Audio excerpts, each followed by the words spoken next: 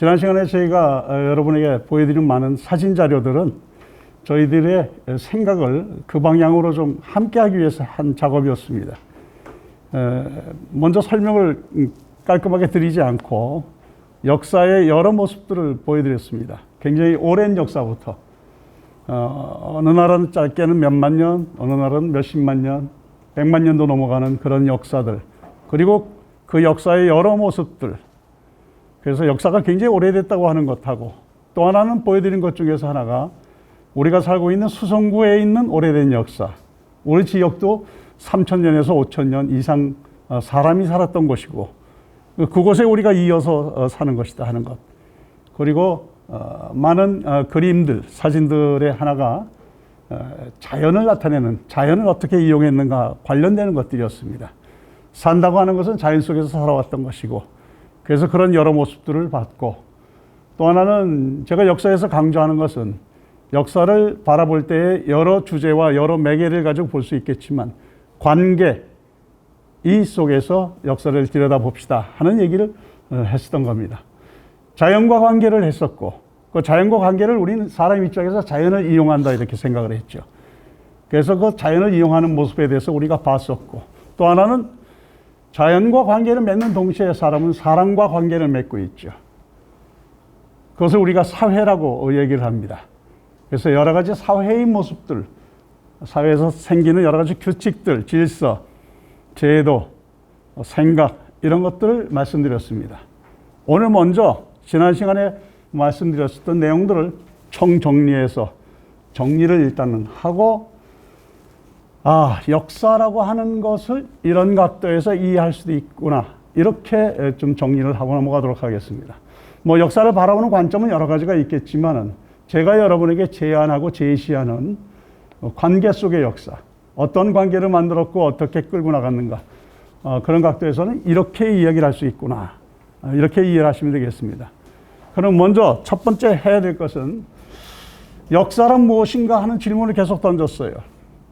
그런데 보니까 그럴 때 쓰고 있는 그 말의 뜻이 참 다양해요. 여러 각도에서 얘기하니까 그것부터 일단은 정리해야 우리가 역사란 무엇인가 이렇게 얘기할 때 무엇을 이야기하는지 알 수가 있을 겁니다.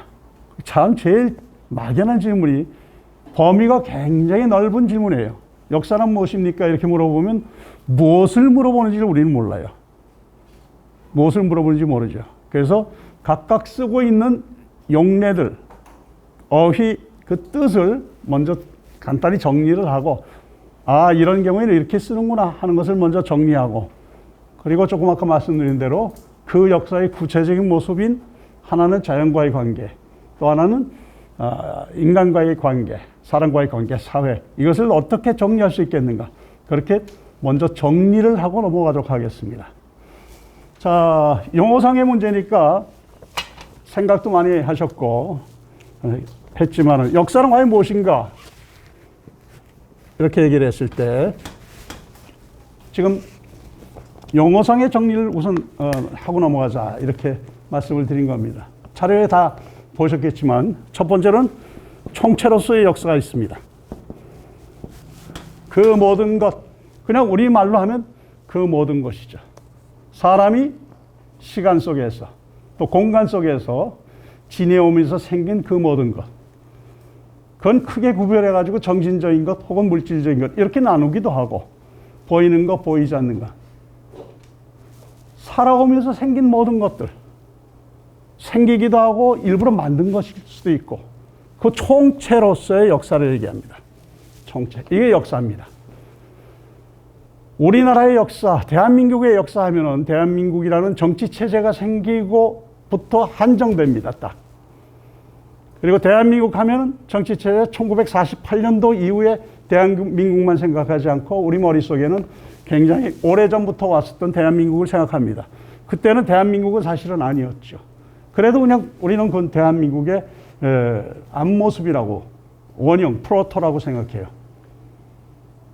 근데 그 훨씬 전에 이 땅에 살던, 파동 바위그늘 밑에서 살던 사람, 정화여고 자리에 살던, 마을을 이뤄서 살던 사람들, 그런 사람들이 살던 그 모든 것들, 보이는 것도 있고 보이지 않는 것도 있고 총체를 역사로 합니다. 인간의 역사는 이 총체를 얘기하죠. 이것을 누가 얘기를 할 때는 객관적 역사이다 이렇게 얘기를 해요. 누가 손대거나 어떻게 한 역사가 아니에요. 그렇게 되어 왔었던 것들.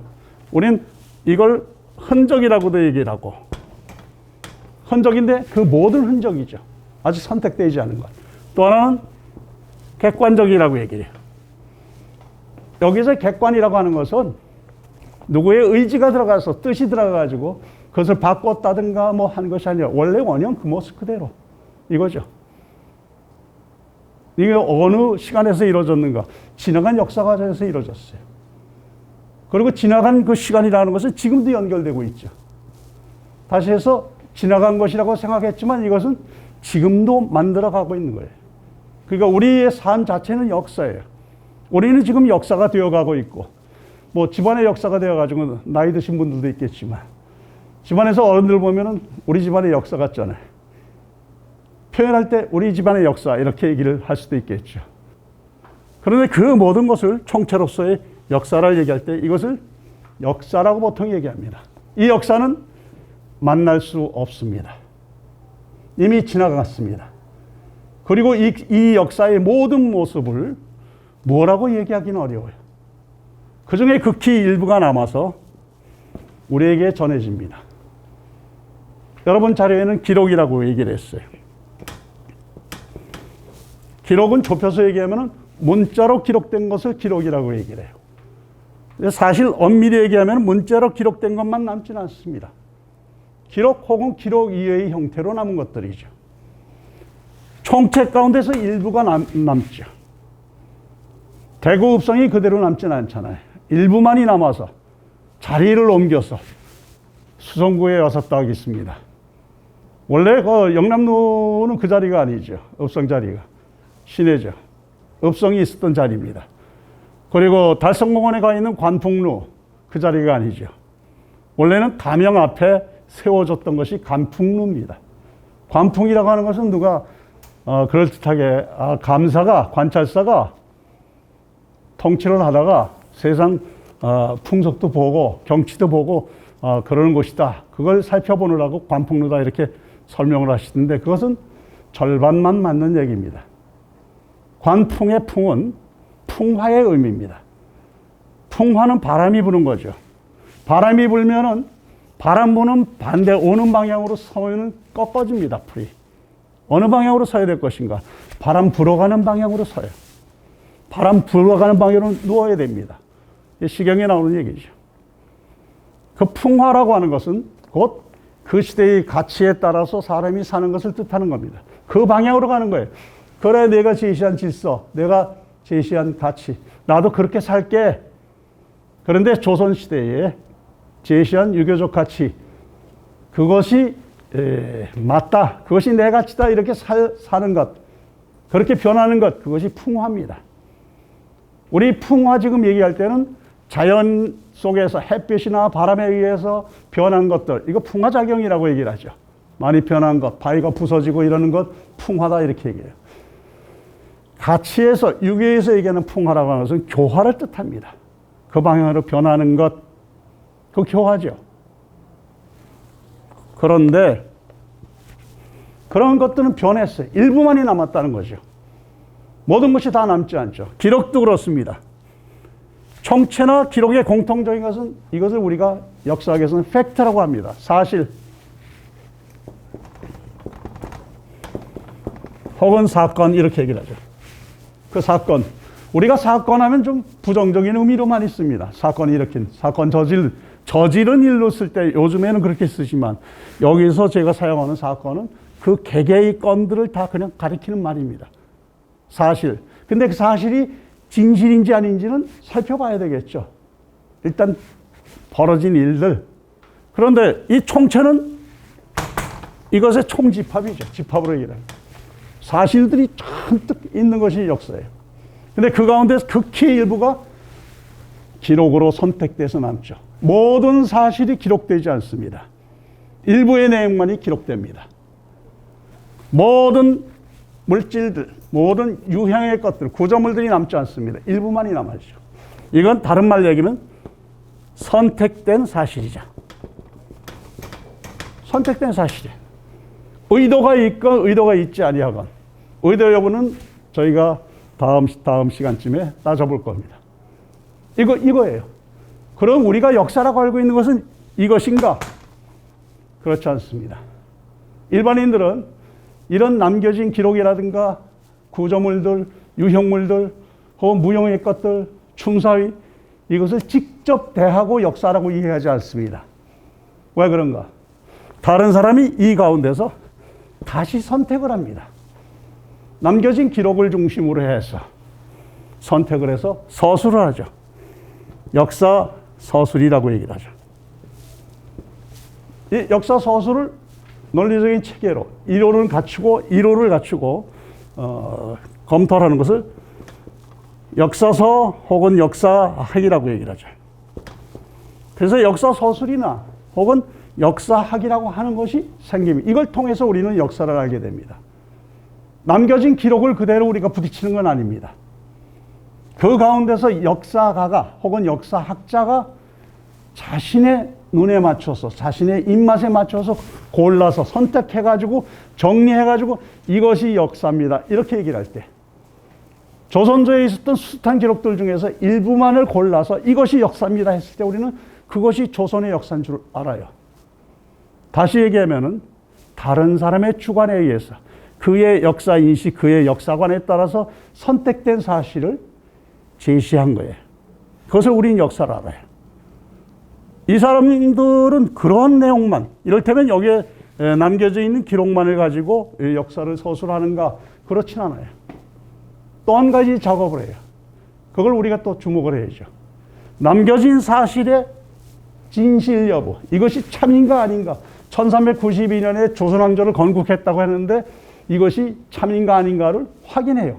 그래서 1392년에 조선왕조를 건국했구나.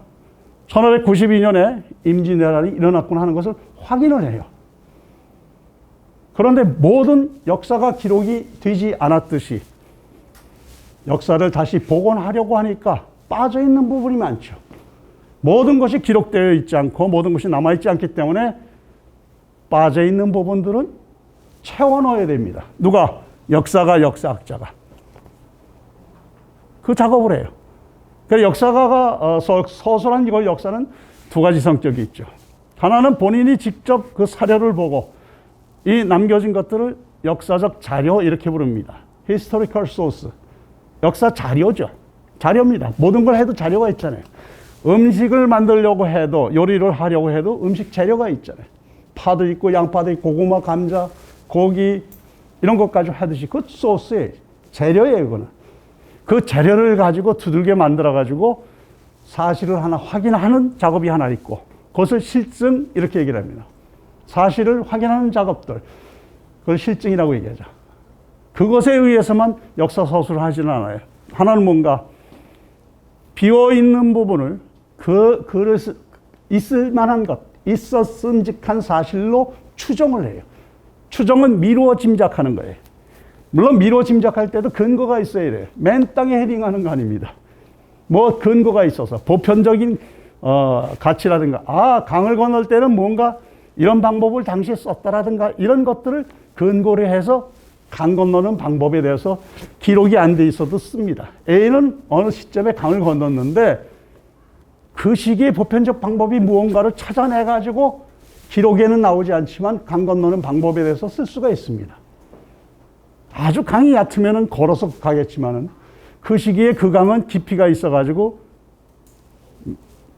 맨몸으로 이를테면 발로 그냥 건너갈 수 없었다. 그러면 수영을 하든지 아니면 다른 것을 타든지 누가 데려다 주든지 뭐 이런 방법을 썼을 것이다 하는 보편적인 방법을 가지고 없는 기록을 채워넣죠. 그래서 두 가지. 사실에 대한 검증과 있었음직한 사실을 추정하는 것. 이것으로 믿고서 역사를 서술해요. 우리가 알고 있는 역사는 그렇게 해서 나온 역사입니다. 그런데 그렇다고 하면은 이 부분이라고 하는 것, 기록이라든가 남겨진 유형물들, 구조물들, 이것은 역사가만이 하는가? 그렇지 않습니다. 저희도 살면서 늘 하고 있어요.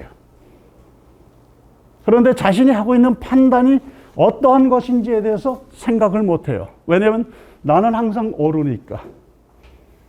그리고 경험이 많고 성공적인 삶, 세상에서 좀 비교적 성공적인 삶을 살았다 이러신 분들은 자신의 판단에 대한 대단한 확신이 있죠. 살아봤으니까. 그렇게 큰 실패를 안 했으니까. 나의 판단은 옳아. 그래서 그 판단을 여러 면까지 확장을 시켜나가죠.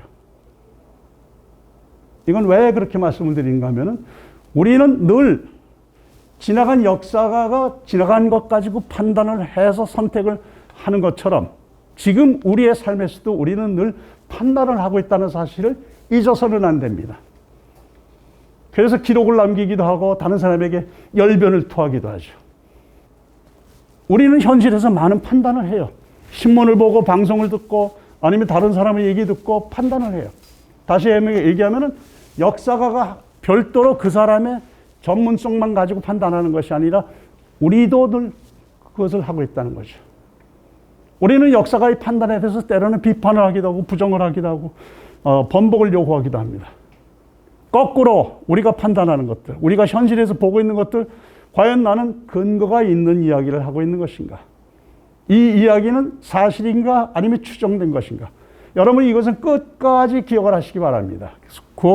이 강좌가 끝나고도 내가 알고 있는 사실은 사실인가 추정한 사실인가 미루어 짐작한 내용인가 혼돈스럽습니다. 나중에는 그 역사학자들도 그렇습니다. 추정에 추정을 거듭하다 보면은 어느 몇 번의 추정을 하면 나중에 그것은 사실로서 얘기를 해요. 다른 시대의 전공자들에 대해서 비난하려고 이런 얘기하는 거 아닙니다. 자료가 없는 시대가 특히 고대 부분입니다. 그런 고대 부분의 많은 사건들을 복원하고 다시 찾아내려면 추정할 수밖에 없습니다. A라고 하면 B다 이렇게 나옵니다. 어느 유명한 학자 씁니다. 딱. 그럼 그 다음에 그 학계에서 그게 통용됩니다. 아, A라고 하는 전제가 있으면 B라고 하는 것이겠구나. 그 다음에 학자는 시간이 좀 가면서 B라면 C라고 하는 가설을 내세워서 주장을 합니다. 이게 사실이 아닙니다. 주장입니다. 추정이죠. 어느 날 가보면은 그 C라고 A가 주장했던 것은 추정이 아니라 사실로서 받아들이고 있습니다.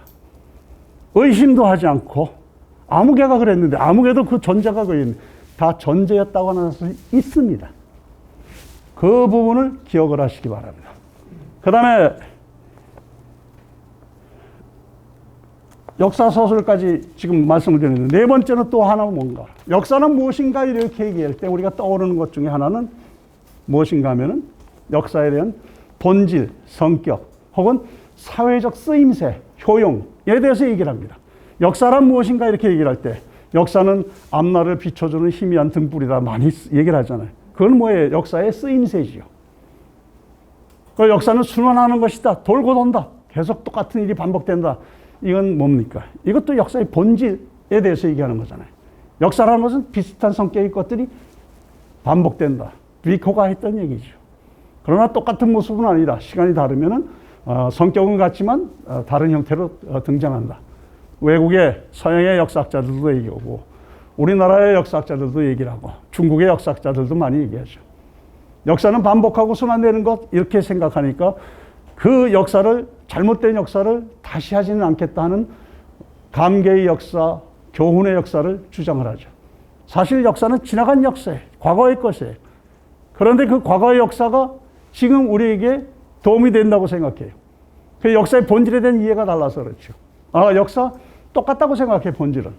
그러니까 사람 사는 모습이 다 똑같기 때문에 그 사는 데서 우리가 얻을 수 있는 교훈은 이렇다 이렇게 얘기를 해요. 그러한 것들은 역사의 본질과 역사의 사회적 효용성에 대한 정의다 이렇게 보시면 돼요. 그렇게 보면은 우리가 역사는 무엇인가 이렇게 얘기했을 때 상당히 다양한 뜻으로 쓰이고 있다 하는 것을 알 수 있을 겁니다. 그래서 여러분이 글을 읽을 때에 역사는 무엇인가에 대해서 설명하는 부분이 있으면 이 사람은 역사의 무엇에 대해서 이야기를 하고 있지 이렇게 보시면 됩니다. 이렇게 보시면 돼요. 그리고 역사적인 얘기를 할 때 사건을 누가 얘기한다 할지라도 이제는 여러분이 습관적으로 이 사람이 사실에 근거한 얘기인가? 어디에 그렇게 써 있습니까? 어디에 그렇게 써 있습니까? 하는 질문을 마음속에 항상 하셔야 됩니다. 그리고 또 하나, 누가 그럽니까? 추정이죠. 무엇에 근거한 겁니까? 누가 그럽니까? 내 추정은 이렇습니다. 아무개의 얘기 어떤 사실을 가지고. 그래서 이러한 생각을 가지면은, 그림으로 그리자면은 이게 총체의 역사겠죠. 얼마나 큰지 몰라요, 우리는. 이게 얼마나 큰지, 얼마나 남았는지 몰라요. 총체의 역사. 그 가운데 이 그림을 그리면 제일 문제가, 여러분은 항상 이 비율을 이렇게 생각할 수가 있어요. 여기 아니에요. 요건지 몰라요. 그 일부가 남아있죠. 이 커다란 것 중에서 극히 일부. 그리고 일부에 남은 것을 역사가가 어떻게 해요? 재구성합니다. 재구성한 거죠. 자신의 눈에 의해서 재구성한 것. 그것이 역사라 알고 있어요. 우리가 알고 있는 역사는 저 단계의 것인가? 그렇지 않습니다. 한 단계 더가 있습니다. 재구성한 역사 서술을 바탕으로 해서 역사 교육에 필요한 내용이라고 하는 기준을 가지고 다시 걸은 겁니다. 저희 나이 때에 역사 공부를 하면서 충격적인, 역사 공부 안 한 사람도 충격은 이제 현대사 쪽이었었죠. 몰랐으니까. 교육이 없었으니까. 교과서에 싣질 않았으니까 잘 몰랐죠. 모르다가 직접 역사 내용들을 일제 시기를 보고 48년도 이후의 내용들을 보면서는 충격을 받죠. 전혀 몰랐던 내용들을 알게 되니까. 그 반응이 두 가지입니다. 완전히 뒤집어서 생각하는. 기록이라든가 남들이 주장했던 것은 다 믿지 않는 이런 나쁜 습관이 생긴다든가. 웬 믿을 수가 없어요. 알았던 것과 다르기 때문에. 또 그 반대는 다시 자신이 가지고 있는 생각을 되짚어보는 그런 습관들을 갖게 되는 거죠. 충격들을 받죠. 그러고선 또 다른 반응은 무엇인가? 당신들이 새로 얻은 역사적인 지식은 틀렸다. 얘기하는 사람들이 많죠. 왜냐? 내가 아는 역사는 그게 아니기 때문에 다 자기 기준에서 그 얘기를 하죠. 우리의 역사 교육은 이 단계 다음 단계입니다. 다음 단계의 역사를 일정한 기준에 맞춰서, 그것도 사회적인 합의와 여러 가지에 의해서 기준들을 내세우고 그 기준에 맞춰서 역사 교과서가 만들어지는 겁니다. 역사 교과서라는 것은 특정한 몇 사람이 쓸 수 있는 게 아니에요. 몇 년 걸려요. 역사계의 이 성과, 역사 결과가 그대로 그 당시에 교과서에 실리는 될 수가 없어요, 물리적으로. 주장한 내용들이 정설로서, 이를테면 사실로서 받아들인 이후에 그 가운데 일부가 선택돼요. 그래서 역사학계의 성과가 나온 이후에 15년, 20년 가야 그 최신의 연구의 내용이라고 하는 것이 교과서에 반영되는 겁니다. 그렇게 하루아침에 바로바로 반영할 수가 없습니다. 사실로서 확정하는데. 그렇게 해서 배운 우리의 역사 이해라는 거예요. 여러분이 가지고 있는 우리나라의 역사에 대한 이해는 여러분이 가졌었던 그 과정, 중고등학교 혹은 대학 그 과정에서 배웠었던 역사와 여러분이 직접 만났었던 여러분이 직접 만났어요. 여러 가지 내용들을 살았어요. 살면서 부딪히기도 했죠.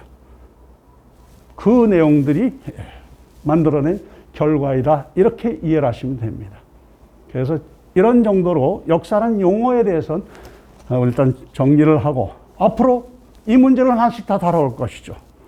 오늘 할 얘기는 이 총체가 과연 무엇인가 하는 것을 제 입장에서 잠깐 한 10분에 걸쳐서 설명을 드릴 것이고, 그 다음 강의들이 다 이거죠. 문자로 기록된 것, 이건 무엇인가? 비문자로 된 것들, 그건 무엇인가? 그 다음에 역사서를 어떻게 할 것인가? 그 다음에는 이것들을 어떻게 이해하는 방법을 가질 것인가? 여러분의 10번째 강좌까지 되는 것은 이 내용들입니다. 이 내용을 확인해 나가는 것이죠. 그래서 중복된다고 거듭 말씀드리잖아요. 계속해서 우리는 우리의 생각을 다듬어보고 되짚어보고 하면서 생각을 벼리는 거죠. 날카롭게 세워가 보는 겁니다. 두 번째 작업을 시작하겠습니다. 관계의 역사라고 얘기했죠. 하나는 자연과의 관계고 하나는 사람과의 관계다, 이렇게 말씀드렸습니다. 자, 두 가지를 얘기했어요. 하나는 자연이 무엇인가? 우리를 둘러싼 환경이죠. 사람은 자연이라고 얘기했어요. 동물 중에 하나예요. 때로는 짐승만도 못한 놈, 이런 말도 듣지만 그 짐승도 사실 자연이죠. 인간은 자연의 하나이기 때문에 유기체죠. 머슬 앤 블러드, 흔히 얘기하는 흑인 영가에서 나오는 근육과 피로서 만들어져 있죠. 뭔가 먹어야 돼요. 이 몸이 유지가 되려면 먹어야 돼요. 먹어서 이게 몸이 유지가 돼야 됩니다. 숨이 붙어 있어야 돼요. 죽는 사람은 숨을 못 쉬어서 죽어요, 물론. 조금만 한 번만 더 쉬었으면 조금 더 사셨을 텐데 숨을 못 쉬어서 죽어요. 그 이유는 여러 가지가 있죠. 근데 기능이 떨어진 거예요. 그 기능은 뭐예요? 이 몸도 몸이라고 부르듯이 유기체예요. 여러 가지 구성 요소들로 이루어진 거예요. 그래서 사람이 산다고 하는 것은 두 가지 의미예요. 자기 목숨을 부지해 나가는 것, 이거 사는 거죠. 사는 게 사는 것 같지 않다 하는 것은 유기체로서 인간을 얘기하는 것이 아니라 사는 게 할 때는 지금 살아가는 여러 가지 모습들, 삶의 조건들, 자기가 꾸리고 있는 것들, 누리고 있는 것들이 그 사는 것 같지 않다. 기준으로 삼아 있는 그런 기준에 못 미친다 이런 뜻이죠. 그럼에도 불구하고 유기체로서의 인간은 변함이 없어요. 사는 게 사는 것 같지 않아도 그 사람은 살고 있어요. 살고 있어요. 그게 하나 산다는 것. 또 하나는 대를 이어서 산다고 하는 것. 대를 이어서 살아야 해요. 사람은 한 명의 사람으로서 아담과 이브 일대에서 그쳐지질 않았어요. 대를 이어왔어요. 노대. 누가 누구를 낳고 누가 누구를 낳니 누구까지 36대까지 누구더라 이렇게 얘기해요. 조선의 족보 보면은 할아버지부터 시작해서 쭉 나와요. 대를 이어서. 대 혹은 세 이렇게 표현하죠. 제너레이션 대라고도 하고 세라고도 하죠. 같이 써요. 몇 세 몇 세 몇 세 내려가는 거. 나보다 몇 대 아래인가 이렇게 따지기도 하고. 세를 많이 쓸 때는 일제 원조부터 시작해가지고 몇 세인가 이렇게 많이 쓰입니다. 뭐 어떻게 쓰여도 이게 사람이에요. 이럴 때 사람은 살기 위해서 자연을 이용합니다. 살기 위해서라는 것은 자신의 몸을 보호하는 옷이라고 하는 것은 여러 의미가 있을 거예요. 보호할 뿐만 아니라 때로는 내 감정적인 표현을 하게 돼요. 그냥 걸치지만 않아요. 가마떼기 그냥 덮어쓰지만 않죠. 가마떼기를 덮어서도 좀 멋지게 덮어쓰죠. 뭐 그런 것들이 있죠. 여기서 얘기하는 근본적인 신체를 보호하는 보호 기능으로서의 옷. 그 정도 선에서 얘기를 말씀을 드리면 옷도 어디서 오는가? 자연에서 오죠. 식물, 있었던 식물에서 뽑아서 배를 짜든지 아니면 지나가는 동물을 잡아가지고 가죽을 벗겨가지고 내 가죽이 내 옷이 될지어다 해가지고 벗겨 입든지 자연에서 오는 겁니다. 옷이라든가 먹는 것, 유기체 보존하려면 먹어야 돼요. 먹거리가 있어야 돼요. 그리고 그 몸이 쉬어야 될 것. 쉬어야 될 것이라고 하는 것은 여러 가지 의미가 있죠. 유기체이기 때문에 이 몸이 그렇게 무한대의 능력을 가지고 있질 않아요. 필요해요. 제한되어 있죠. 쓰고 있죠. 이것이 다시 충전돼야 돼요. 원기를 본래 가지고 있는 기운을 회복해야 돼요. 그러려면 쉬어야 됩니다. 40일간 단식하고 그건 죽기 쉽습니다. 거의 죽는 길이죠. 원래 가지고 있던 몸이 완전히 달라지죠. 단식하시는 분들, 또 뭐 절식하시는 분들, 원래의 몸에서 바뀌어지죠. 근데 이 몸이 제대로 되려면 쉬어야 됩니다. 쉬는 것이 주입니다. 거주하는 것. 혼자만 쉬질 않아요. 이제 관계를 맺고 있기 때문에 둘이서 쉬기도 하고, 둘이서 난 여러 애들하고 같이 쉬기도 하고, 3대에 걸쳐서 4대에 걸쳐서 한 곳에서 쉬기도 합니다. 그 쉬는 곳은 또 하나 뭐냐면 적으로부터 나를 보호하는 곳이에요. 동물들 혹은 똑같이 생긴 놈들, 인간으로부터 나를 보호하는 것. 그런 것들이 바로 쉬는 것이죠. 그 의식주 해결은 다 어디서 하는가? 자연으로부터 오죠. 사람은 이 자연을 이용하는 과정에서 자연에 대한 이해를 높여요. 좀 더 많이 알아요. 자연의 법칙 잘 알아요. 물속에 들어갔더니 나오기 어렵더라. 잘 알아요. 키 높은 것 이상 들어가면 안 된다. 나보다 덩치 큰 동물 앞에서는 까불면 안 된다. 잘 알죠. 경험 속에서 쌓여가고. 학습된 경험은 때로는 대를 이어서 알려주기도 하고. 근데 분명한 사실은 사람은 자연을 이용하면서 살아가요. 그러면서 직접 부딪히질 않아요. 처음에 손으로 먹을 것을 땄겠지만은, 그 다음에는 손이 아니라 먼 곳에 있는 것은 장대를 들어서, 막대를 들어서 그것을 따기 시작하죠. 땅에 손으로 파는 것보다는, 뒤지는 것보다는 뭔가 막대를 뒤지개로 삼아가지고 도구화해서 콕콕 찍어가지고, 돌도 그냥 돌이 아니라 돌을 한쪽을 떼어내가지고 날카롭게 해서 다른 것을 잘라낼 수 있는 도구를 만들기 시작해요. 사람은 자연과의 관계 속에서 그 사이에 그 기능을, 원하는 뜻을 더 실현할 수 있는 도구를 끼워넣기 시작하죠. 자연의 법칙을 알면 알수록 도구는 발전하죠. 그래서 도구를 중심으로 해서 역사를 이해하는 사람은 도구의 발전은 인간 발전의 역사다, 이렇게 얘기를 하죠. 그렇죠. 많이 발전했죠. 엄청나게 발전했죠. 제가 요즘에 감탄하는 것 중에 하나가 이 인터넷 전자 자료들, 정말 감탄스럽습니다.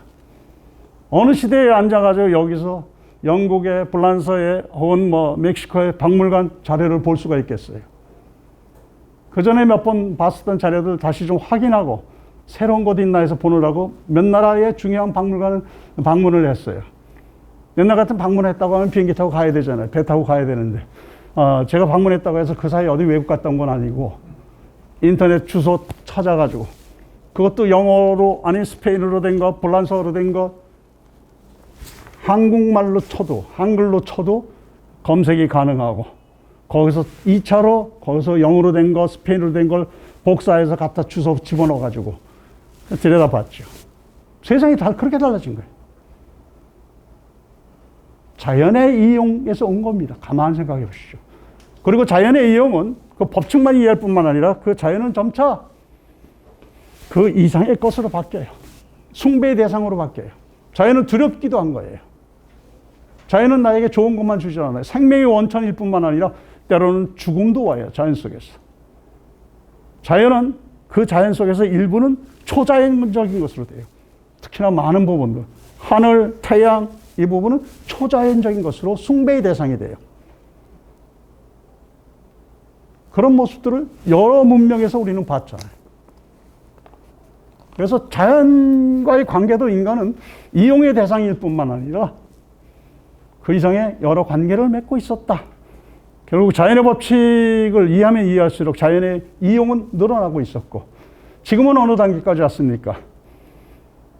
이용을 하다가 자연의 순환, 자연의 자연적 질서를 인간이 깨고 있다 하는 인식을 하게 된 단계에 온 겁니다. 이전에는 손대는 부분이 그렇게 많지 않았죠. 곡간이 넉넉하면은, 인심이 넉넉하고 뭐 달라 그러면 부자도 줍니다. 근데 이게 점점 곡간에 쌓여있는 곡식이 없어지고, 나도 먹기 살기 힘들고 우리 가족도 먹기 살기 힘든데 와서 자꾸 달라 그러면 눈 뜨고 쳐다보게 되죠. 자연이라고 하는 것 안에서 우리가 살면서 필요한 것들 여러 가지, 정말 살면서 필요한 것들만 썼을까? 그 이상을 썼죠. 소모를 했죠. 버렸죠. 낭비했죠. 그랬더니 어떤 일이 벌어졌는가? 자연의 순환, 자연 법칙대로 살아가는 자연, 움직이는 자연을 막아버렸어요. 끊어버렸어요. 그 질서를 우리가 파괴했어요. 그게 지금 오기 시작한 거예요. 이제 깨달았어요.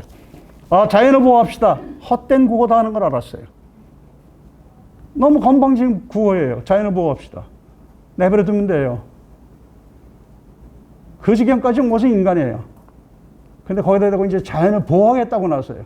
보호받아야 될 인간이 그야말로 자연을 보호하겠다. 그 표를 바꾸고 발상을 바꿔야 돼요, 이제. 어느 정도까지 우리가 자연과 함께 살아가고 자연 속의 인간인 자연이 인간답게 살 수 있을 것인가 고민을 해야 돼요. 그 방향에서. 안 쓸 수는 없죠. 자연 없으면 죽었으니까. 못 살았으니까. 또 하나의 관계 뭡니까? 사람과의 관계. 사회죠. 사람은 자연과의 관계 속에서도 끊임없이 사람과의 관계를 맺어가면서 살아왔다 하는 거죠. 저는 관계의 역사라고 얘기를 해요. 역사는. 모든 게 관계의 역사입니다. 사회의 역사죠. 제가 사회사를 전공해서 사회의 역사 강조하는 게 아니라 사실 사회의 역사죠. 여러분 여기 앉아있는 모습들 보십시오. 사회입니다. 하나의 사회를 이뤘어요. 이 사회의 성격이 뭔지는 앞으로 굴러가면서 진행돼 나가면서 바뀔 수도 있겠지만 사회예요. 가장 기본적인 단위가 뭐였는가? 가족이죠. 가족이라고 하는 것부터. 가족이 언제 생겼는가에 대해서는 설뿐이에요. 왜냐하면 우리 이제 가족 생활을 시작합니다. 기록된 건 없어요. 그렇잖아요. 이 가족의 원래의 모습이, 처음의 모습이, 신석기 때 가족의 모습이 어땠을까 하는 것은 추정입니다. 지금 남겨진 자료 가지고 뭘 근거로 해서 지금의 우리 모습을 거꾸로 시간적으로 역산을 해요. 굉장히 위험하잖아요, 사실. 과거는 현재가 아니잖아요. 현재라고 하는 것은 과거의 미래였지만은, 현재는 과거의 미래였죠. 앞으로 올 세상, 그 지금 현재잖아요. 그렇다고 지금이 과거는 아니잖아요. 달라진 과거죠. 변화합니다, 역사는. 왜냐하면 시간 속에 있기 때문에. 박제된 것이 아니에요. 시간이 멈춰지면은 변화하지 않죠. 변화의 기준은 시간입니다. 그런데 그 기준을 가지고 지금 사는 여러 모습들을 보고 선사, 문자가 없던 시대의 것을 알 수가 있는가 하면 추정일 뿐입니다. 추정이다 하는 사실로 받아들이셔야 돼요. 학자들이 얘기하는, 여러분이 보고 있는 자료에 가족이란 이렇습니다, 심화된 것들, 그 분석입니다. 그렇게 주장하는 것이고. 그러니까 그 사람들의 의견에 따라서 그렇게 정리한 것이구나 이렇게 생각하시면 돼요. 하여튼 오래전에 이 땅에서 살 때부터 시작해서 보통 얘기는 신석기 시대에 얘기를 합니다. 가족이라고 하는 것은 1차적으로 혈연적이에요. 부부는 혈연적이지 않죠. 부부가 뭐 피를 나눴어요? 아니죠. 내 피를 줘도 좋다 이런 마음은 있겠지만 그것도 좀 끔찍스럽다 이렇게 생각하시는 분도 있겠지만 그러나 무촌의 사람이 만나서 부부가 돼서 가정을 이뤘어요. 그 사이에 아이들도 나오고. 물론 가족은 그런 혈연적인 관계에서만 확장되진 않아요. 양자가 있지 않습니까? 사회적인 합의에 의해서, 사회적인 가치에 의해서 양자도 인정을 해요. 가족이라고 하는 것은 혈연에 의해서만 구성되진 않아요. 그런 가족이 가장 기초적이죠. 그 가족도 변해왔죠, 지금. 많이 변했어요. 우리가 알고 있는 전통시대의 그 가족의 모습은 조선 후기의 모습입니다. 가끔 만나서 얘기를 나누다 보면 가부장적 가족주의, 아버지를 중심으로 해서, 남자를 중심으로 해서 구성되어 있고 결정력이 다 남자에 있는 이런 모습의 것을 옛날부터 그랬대 이 소리를 해요. 그 옛날이 언젠데 물어봐야죠. 그 조선 후기의 모습입니다. 가족의 구성도 사회가 바뀌었기 때문에 조선 전기까지만 해도 전혀 다른 모습이었어요. 시간이 없어도 이거는 잠깐 말씀을 드릴게요. 고려 때에서 조선 전기까지 결혼을 하면 어디서 사는가? 거주율, 거주의 규칙인데 그건 여자 집입니다. 15세기, 16세기 넘어가면서 외가 쪽에 그 양반들이, 이 경상도 양반들 보십시오. 여러분 족보를 뒤져보십시오. 많은 경우가 16, 17세기 아마 외가 쪽에 가서 터를 잡아가지고 거기서부터 시작해가지고 그 바뀌어가는 과정이에요. 그러면서 남자 쪽으로, 부계 쪽으로 옮겨가죠. 전기까지는 소위 말해서 양측적 친석관계라고 그래요. 양측, 부쪽이나 부부라고 얘기했을 때 그 양측. 이걸 다 따진다는 거죠. 결혼한 어머니, 땅떼기 있으면 토지 문건 가지고 있습니다. 결혼한 이후에도 죽을 때까지 가지고 있습니다. 자기가 상속해 줄 수 있어요. 남에게 줄 수도 있고. 노비 가지고 있는 건 마찬가지입니다. 그러니까 고려 말에 그런 일이 벌어지죠. 엄마가 불러가지고 아들한테, 야, 내 노비 이렇게 많이 있는데 너한테 이만큼 줄게. 이 아들이 질색해요. 어머니 이러지 마십시오. 여기서 왜 이러십니까? 무슨 뜻인가? 누님도 있는데 같이 나눠야죠. 이렇게 하시면 어떡합니까? 그 고려의 사정이에요. 조선시대도 그래요.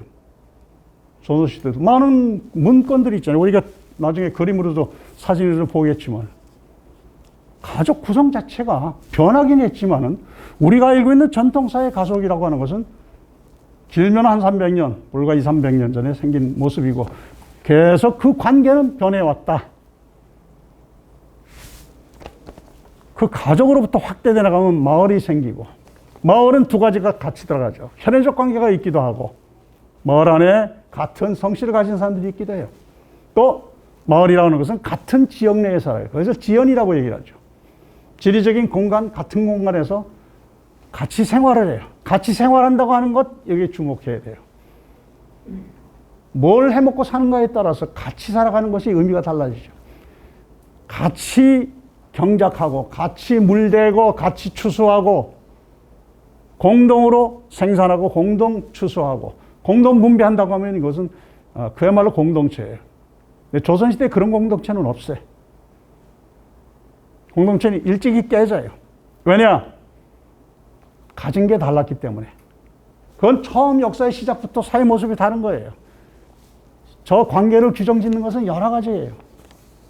토지를 가지고 있는가 아닌가 뭐 이런 것에서도 달라지지만 종교를 어떻게 가지고 있는가 이런 것에서도 달라지고 거주하는 곳이 어딘가 이런 것이 달라지고 학식이 어떤 것인가 이런 것이 달라지고 달라지는데 가족 안에서도 그렇고 친족 안에서도 그렇고 점차 이제 마을 안에서도 그런 사회적인 신분의 차이가 생기기 시작해요.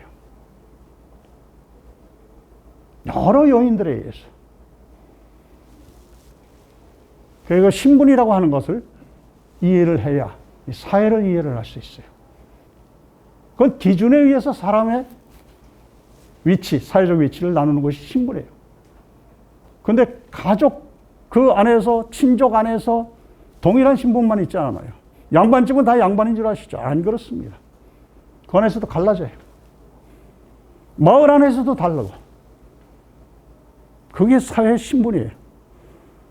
제일 기본적으로 영향 주는 것은 생산수단에 대한 소유 문제죠. 땅을 누가 가지고 있지? 하는 거죠. 지난번 그림에서 봤잖아요. 농사 짓는 사람, 단원의 그림 보면 우경하는 게 나오잖아요. 소를 가지고 논가리 하는 게 나오는데 그 땅이 누구의 땅일까에 따라서 두 사람의 관계는 달라지죠. 내 땅이 아닐 경우에는 생산하는 것의 많은 부분을 2분의 1이면 2분의 1 정해진 사회적인 규칙에 의해서 기준에 의해서 갖다 바쳐야 돼요. 많이 배운 사람 굉장히 학식이 있다고 해서 높은 자리에 올라가기도 하죠.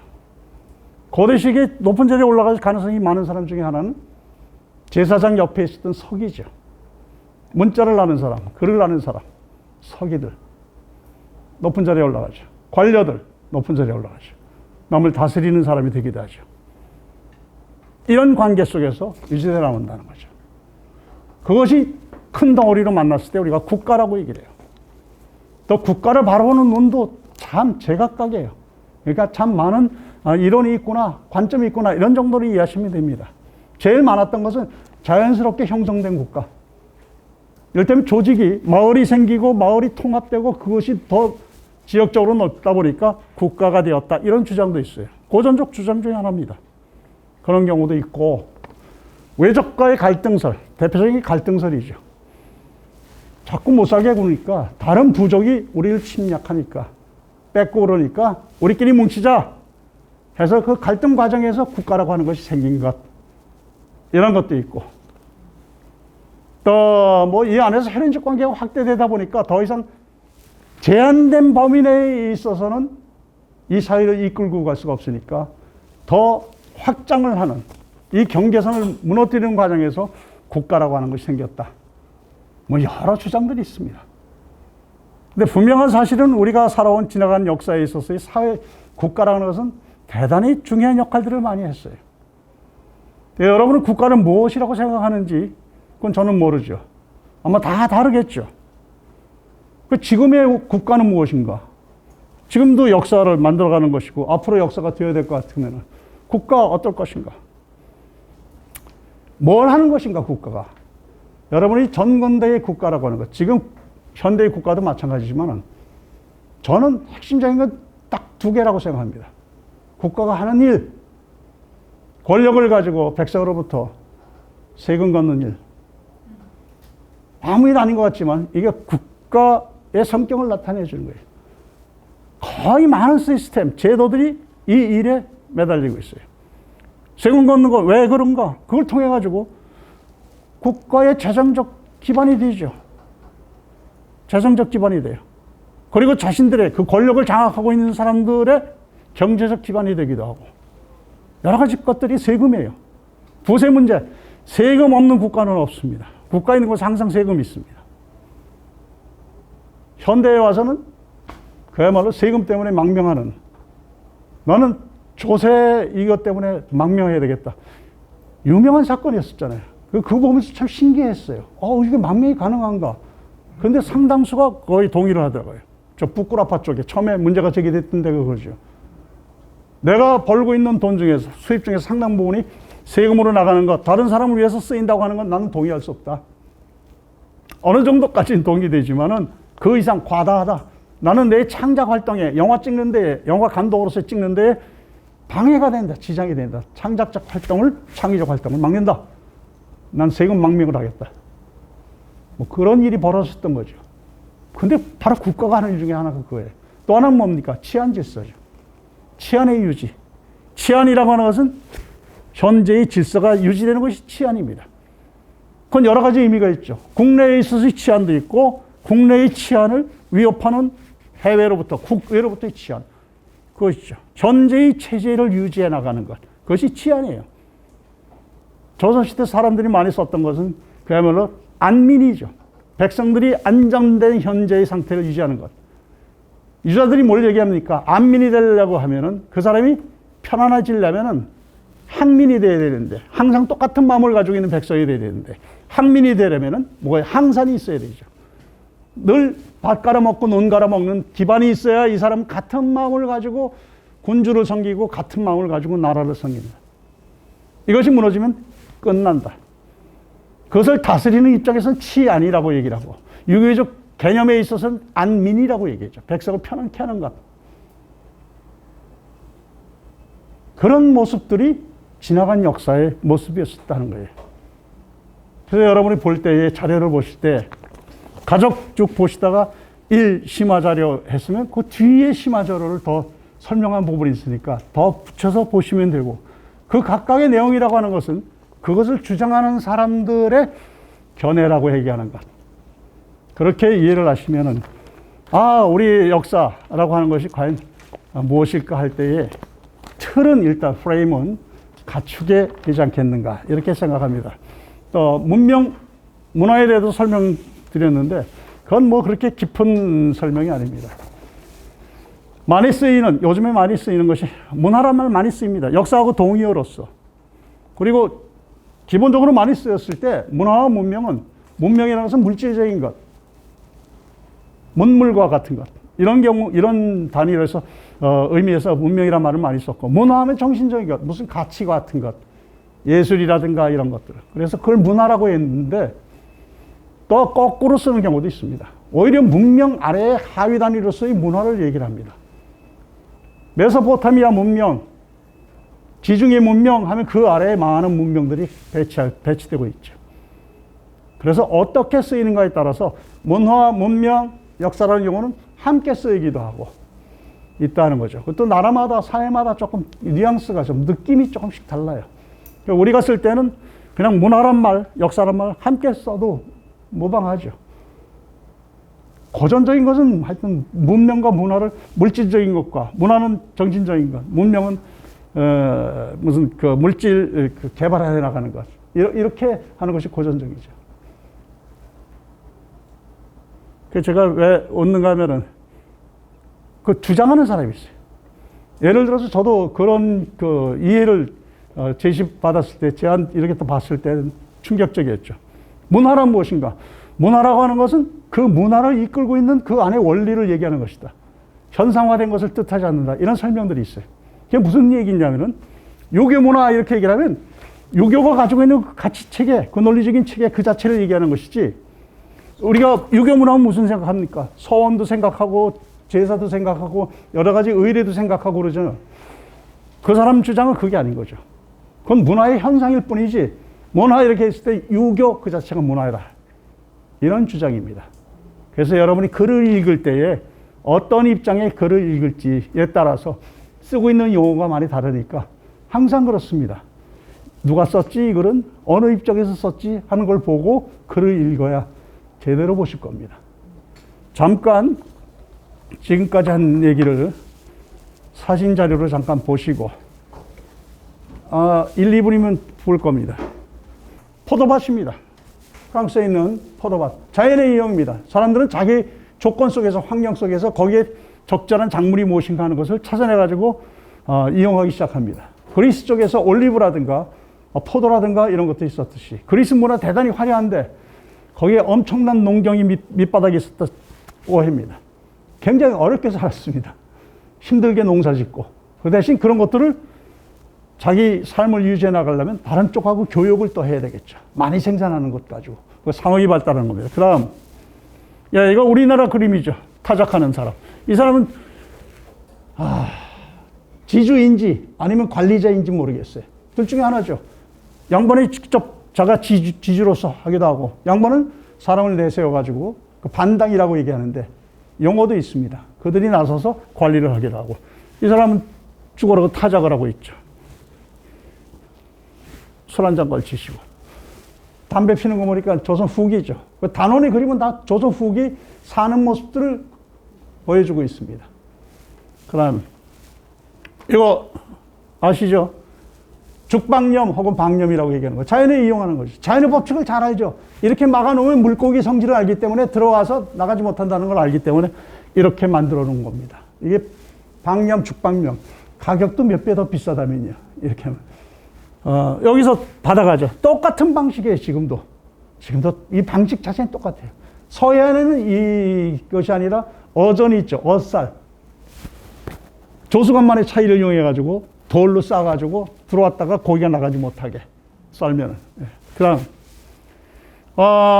이건 업이 둘이 달라요. 한 사람은 나무 되는 쪽. 초나무꾼입니다. 이거는 어부. 낚시를 가지고 있죠.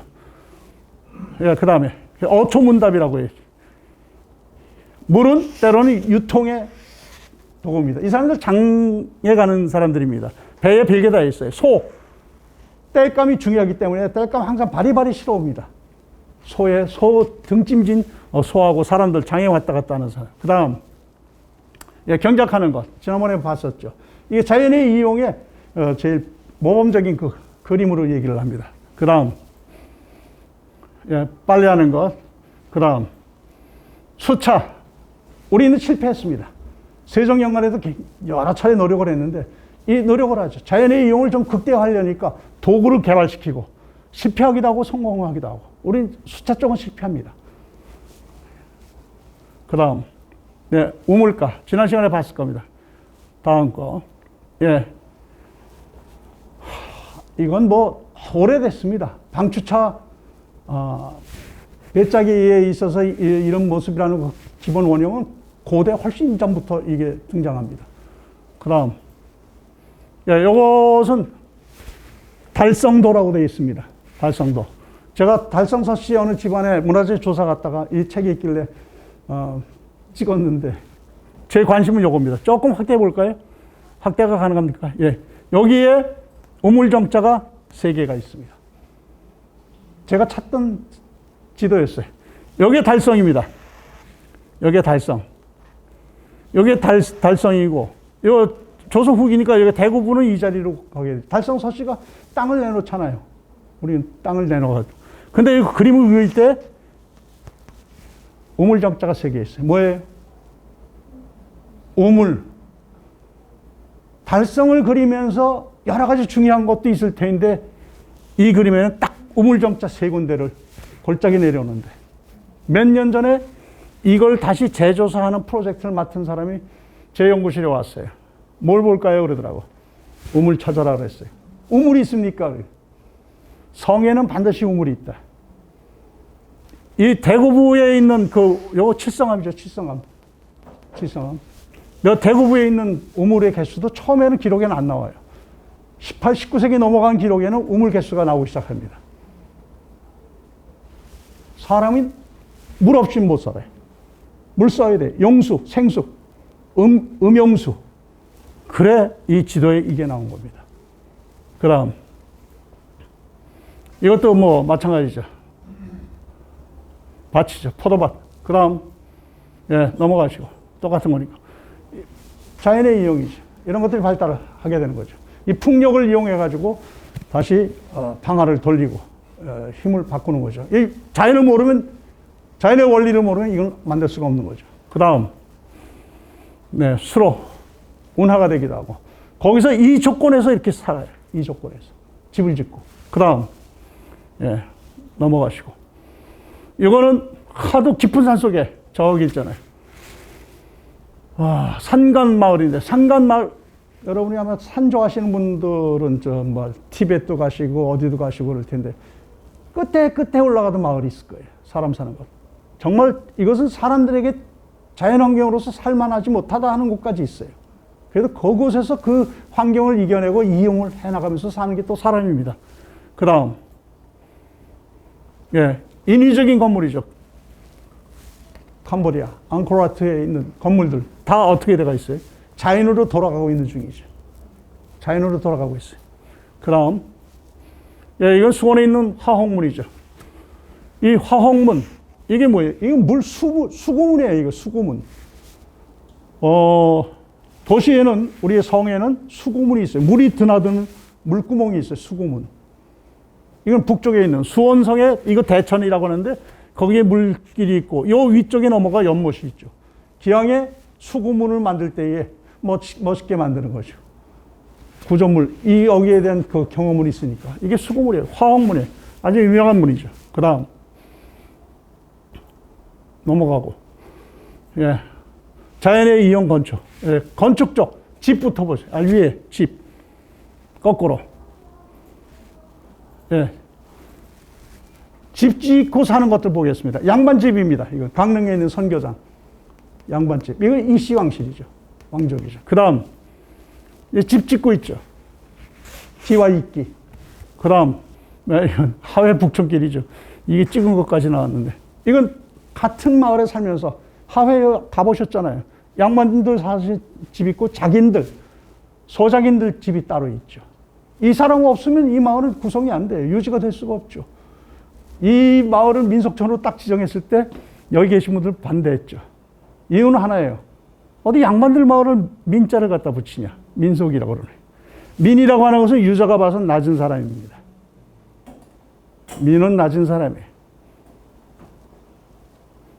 민은 낮은 사람이에요. 양반들하고 일반 민하고 세는 단위도 다르죠. 인이라고 하는 사람은 인원으로 표현해요. 인원수 하죠. 민은 하나, 둘, 셋 시면 됩니다. 공통적으로 같이 하는 거 입구자 쓸 때. 몇 구, 남자 몇 구, 여자 몇 구. 그냥 입구자 쓰면은 거기에 차별은 없어요. 그런데 차별할 때는 딱 가려서 써요. 민자를 쓸 것인가. 여러분, 한때는 역사학자들도 그렇고 민중 참 좋아하시죠. 민중.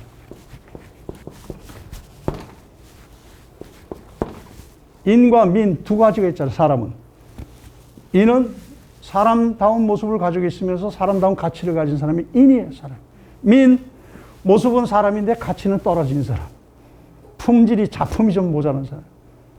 그 모든 사람들을 다 합해서 인민 이렇게 얘기를 하죠. 인민은 북에서 쓰고 있으니까 빼앗긴 용어가 돼버렸죠. 근데 학술적으로는 가끔 써요. 왜냐하면 자료에 그렇게 나오니까. 그래서 좀 쓰기가 민망한지를 뒤집어서 쓰는 학자들도 있어요. 민인 이렇게.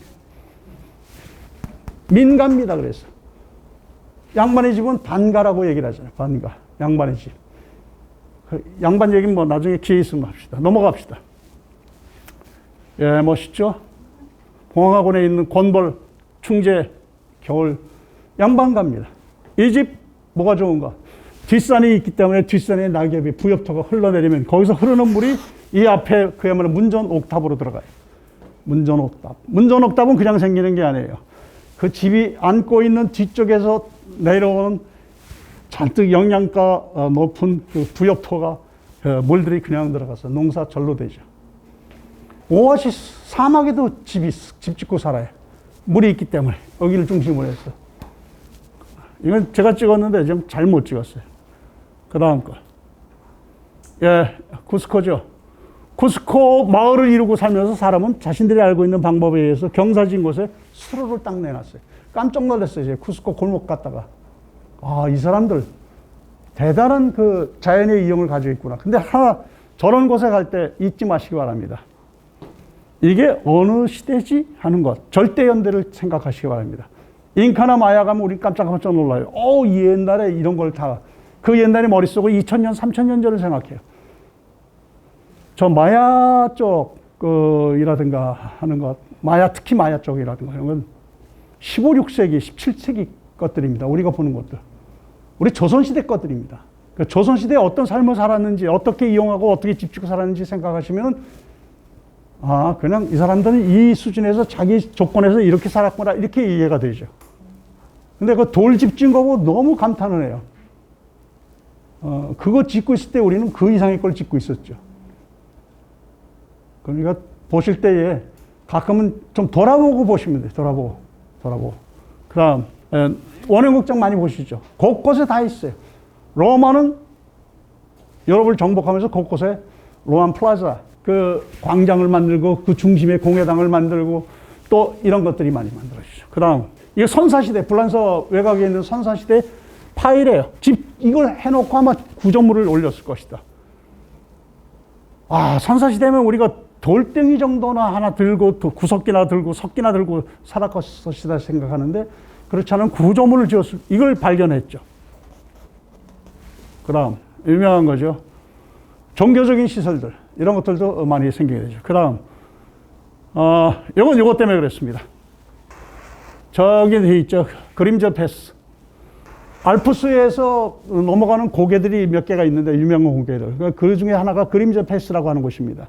그 그림자 패스 지나가다 보면, 여기도 살고 있어요. 이 산꼭대기에. 선택의 문제죠. 저는 저기에 살려고는 가진 않을 거예요. 지나가긴 해보겠지만, 한 이틀은 살겠지만은 20년은 못 살 것 같아요. 그 다음, 요거는 좀 뭐 같아요? 브릿지, 다리죠? 다리는 다리인데, 이걸 받치는 게, 요게 다리죠, 사실 교각은. 요 중심은 여기에 있어요. 로마를 향해서 곳곳에서 물길을 뽑았어요. 수도같이. 수로교라고 합니다. 수로를 받치고 있는 다리다 해서 수로교라고 하는데, 대단하죠. 물론 로마 사람들이 물 쓰는 기준이 있어요.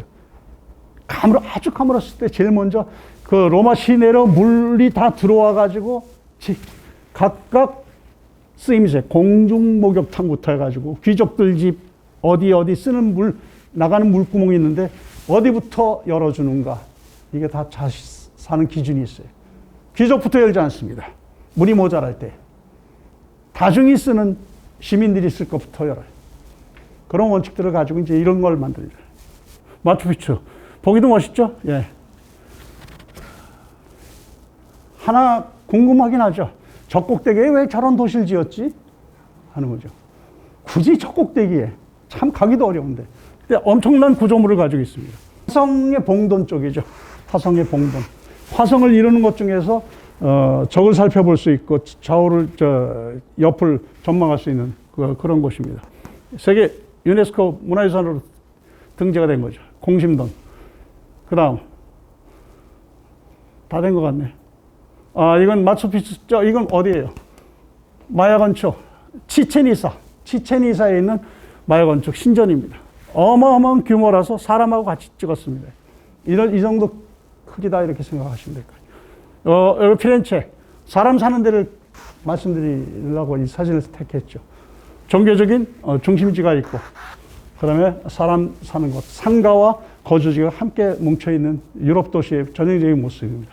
네, 이건 우리 건데 상주에 있는 천주라고 쓴 겁니다. 그래서 신앙 고백비라고 이름을 붙였습니다. 제가 처음 조사 나갔을 때 제가 나갔었습니다. 원래 문화재 지정 신청이 들어와가지고 가서 보자. 그러니까 우리 경우에 있어서는 불교라든가 유교 경우에 있어서는 문화재가 많이 있는데 기독교와 관련된 문화재가 지정된 경우가 그렇게 많지 않았어요. 경상북도의 경우에. 그래서 가보니까 이런 거였습니다. 신앙 고백비. 그래서 자신들의 신앙을 고백한 내용을 여기다 새겼었던 기록물이죠. 이런 것들. 예, 그 다음. 불교. 이거 가서밤 터에 남아있는 마의 삼존불. 이렇게 밀어가지고 삼존불상 해놓은 거. 금원산. 어디에?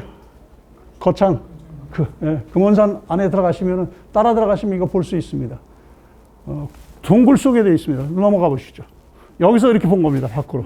이 옆에 있죠. 멋있죠? 예.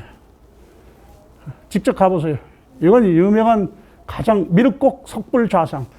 경주 남산에 있는 부처님 중에서 가장 완성된 모습을 가진 대표적인 인물이죠. 예. 이게 종교입니다. 예. 그 다음. 예, 이거는 탑골 안에 있는 요 감실이죠. 이렇게 파가지고 부처님을 모신 거. 이건 대구 거. 저 신무동에 있는. 네. 신무동 것을 여러분이 소개하는 것은 우리 사는 곳도 다 이런 것들이 그대 동시에 같이 다 있다는 거죠. 그럼 넘어갑시다. 예. 인도 부처죠. 예. 그 다음에 다른 모습들, 산신도. 이것도 이제 직접적인 건데, 요거는 종교 간의 습합, 결합입니다. 종교 간에 서로 겹쳤어요. 불교 안에, 불교가 있는 것이 아니라 자연신앙, 우리가 무속이라고 부르는 거, 이렇게 같이 들어있어요. 일반인들은 구별이 잘 안 될 수도 있죠. 다 불교라고 생각을 하는데, 그 안에 산신각이라든가 하는 것, 이건 불교가 아닙니다. 초기에 들어오면서 불교가 타협한 부분입니다. 민간신앙 부분과. 초기에 들어와서 불교 사찰이 어느 자리에 절을 짓게 되는가. 자연신앙에 제사하던 곳, 제사하던 곳 짓게 됩니다. 그 2차원 순교 경우에도 그런 문제가 그 밑에 배경으로 있다. 이제 그런 설명들을 하죠. 결합이 되죠. 그것하고 이것하고는 다르죠. 스페인이나 포르투갈이 그 중남미 들어가면서 그들의 유적지, 그들의 사당, 사원이 있던 곳에다가 부시고 그 터 위에다가 성당을 짓던 것하고는 기본 틀에 있어서는 같습니다. 기존에 가지고 계셨던 신앙체계, 그들이 믿고 있던 것, 그 위에 자신들의 가치를 높이 세우죠.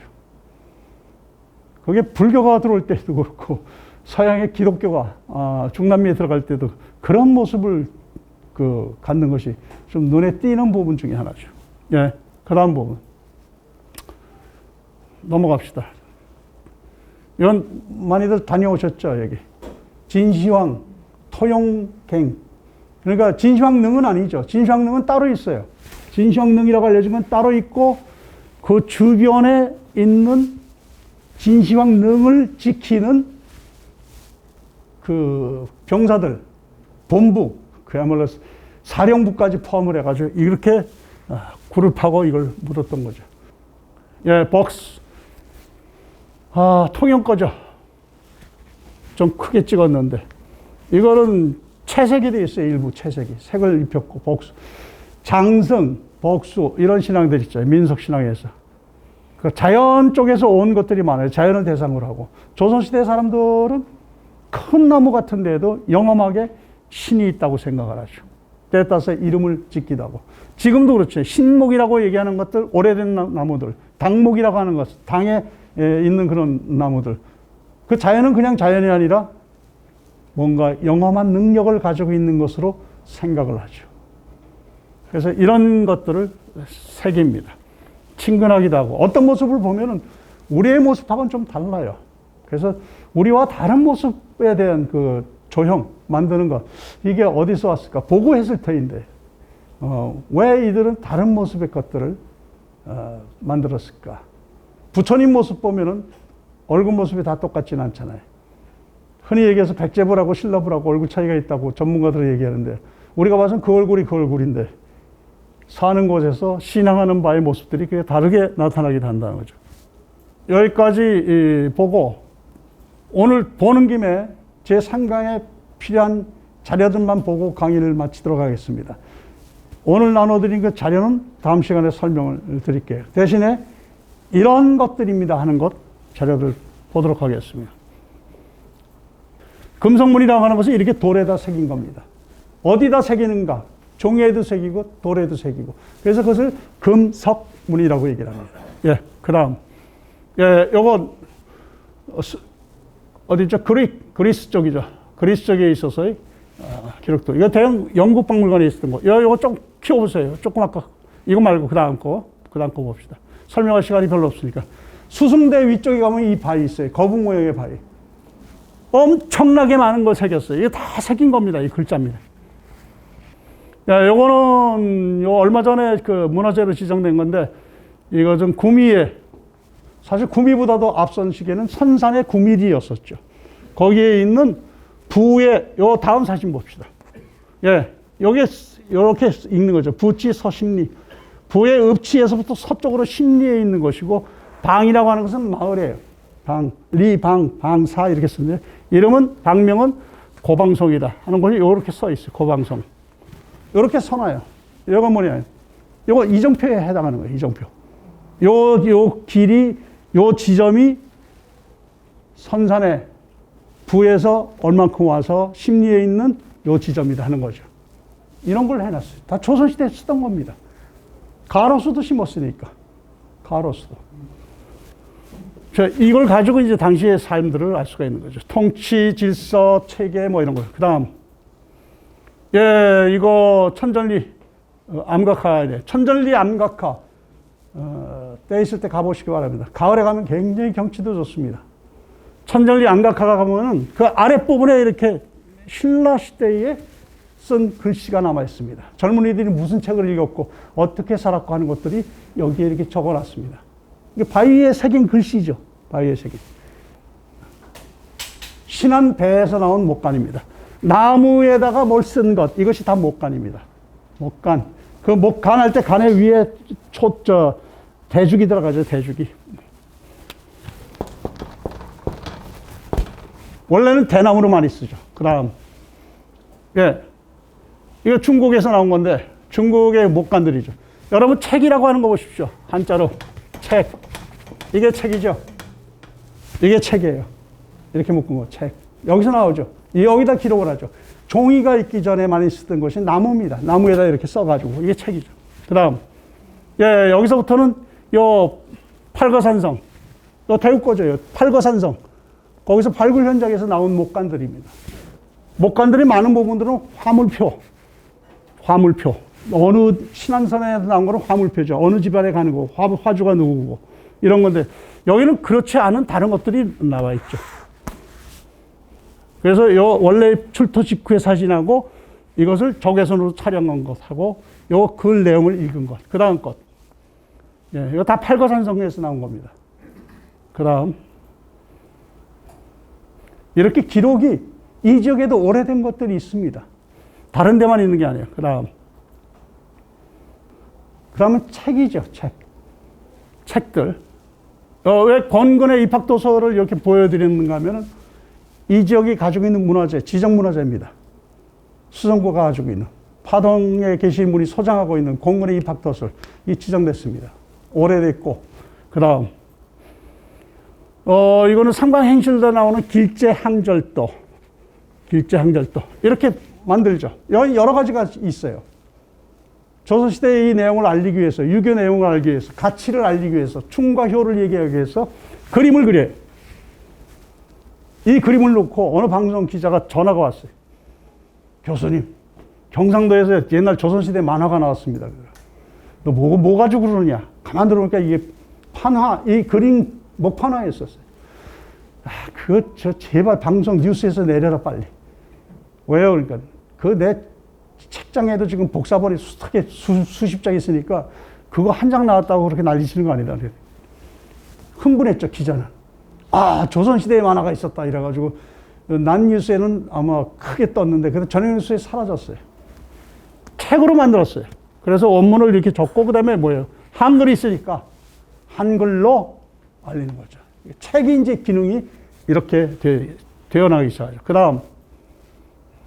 네, 이것은 숙종조의 어필이라고 해서 숙종의 글씨입니다. 숙종 글씨. 숙종 글씨 남아있는 거죠. 길제 보낸 거죠. 길제에게. 그 다음.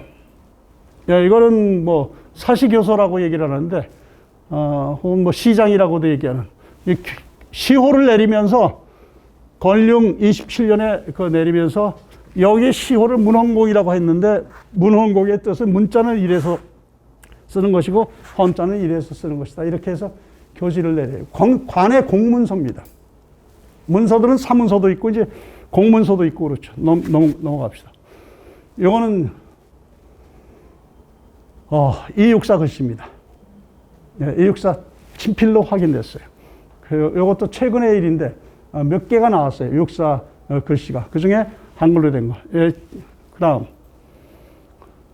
이건 영남대학교 자료 같은데 이렇게 써놨죠. 뭐 시간 있으면 내용을 읽어드리겠는데 다행스럽게도 시간은 없네요. 예. 뭐 병에 관한 거예요. 부인병이라든가 이런 거를 갖다가 배암이 네, 넘어갑시다. 뱀 모습의 것인데 이거 구급간이방이라고 하는 겁니다. 구급간이방. 여기서 부인문이죠. 부인 쪽 병들을 갖다가 다 기록을 통해 가지고 사람들이 가지고 있는 지혜, 지식, 만든 역사, 문화는 글을 통해 가지고 문서를 통해서 책을 통해서 이렇게 전해지는 거죠. 다음. 예, 이거 문서, 관의 문서죠. 이런 거 아마 호적단자 이런 거 많이 봤을 거예요. 이거 대구에 있는 호적단자입니다. 대구. 달성서씨의 호적단자. 이런 문서들을 다 조선시대도 있어야 돼요. 증만 있는 게 아니라 주민등록증만 있는 게 아니고. 그 다음. 예, 이거는 화해 목록이라고 해가지고 땅 나눠준 거. 땅하고 노비를 그동안에 우리가 어느 때에 누구에게 얼마를 나누는 거를 전부 모아서 기록으로 남겼어요. 그 다음. 화해록. 예, 요거만 마저 보고 맙시다. 세 개의 문자들, 수메르 문자. 쇠기형이라고 그러죠. 이게 문자입니다. 약속 체계니까, 부호 체계니까. 이런 것도 만들고. 그 다음. 이거는 유명하죠. 오라클 본이라고 해가지고, 각골문 이렇게 되어 있죠. 점치는 문자, 이렇게. 이게 한자의 시작입니다. 중국의 한자의 시작이 이 뼈, 여기서부터 나온 겁니다. 그 다음에, 예, 이거는 멕시코 인류학박물관에서 찍은 건데, 이걸 글자죠, 이걸. 그만 상세히 보면 글자라고 얘기를 해요. 저는 도저히 못 읽겠어요. 알 수도 없고. 그림이네니까. 그림으로부터 시작해가지고 그림이 스토리를 가지고 있어요. 줄거리를. 그래서 그 배치에 따라서 이 뜻을 나타내주고 있어요. 고대 시기에 있어서 이런 기록은 대부분 왕의 업적들. 얼마나 훌륭하신 분이었는가, 그리고 무슨 일을 했는가, 이런 것을 적고 있어요. 그 다음. 이거는 인도 쪽. 인도의 문자로 알려져 있죠. 그 다음. 이건 아까 중국 전복에서 나온 거, 오라클본에서 나온 거. 그래서 다음 시간에 이거 각각의 책들이 어떻게 만들어진 것이고 어떤 기능을 하는 것인가. 그래서 다음 시간에는 오늘 3강의 자료가 나온 내용을 설명을 좀 드리도록 하겠습니다. 그래서 안에 있는 내용들을 가면서 조금씩 쉬운 거, 어려운 거에 따라서 좀 조절을 좀 해나가도록 하겠습니다. 그래서 여러분은 다음 시간에 오늘 3강의 내용을 좀 보고 오시면 되겠습니다. 이상입니다.